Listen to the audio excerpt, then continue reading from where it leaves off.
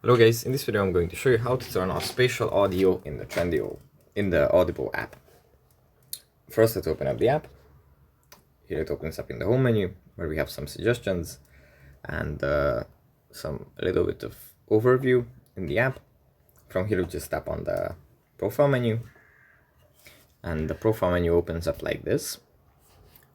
From here we just go into the top right corner, tap on the cog icon, then tap on data and storage under the app settings, and here under spatial audio we have the spatial audio option turned on right now, but maybe if your device doesn't have a Dolby Atmos downloaded, you can just turn it on manually. And yeah, that's basically how you do it. You can also turn it off if you don't want to have spatial audio, but that's pretty much it for this video. I hope it was helpful for you guys, and I'll see you in the next one. Bye.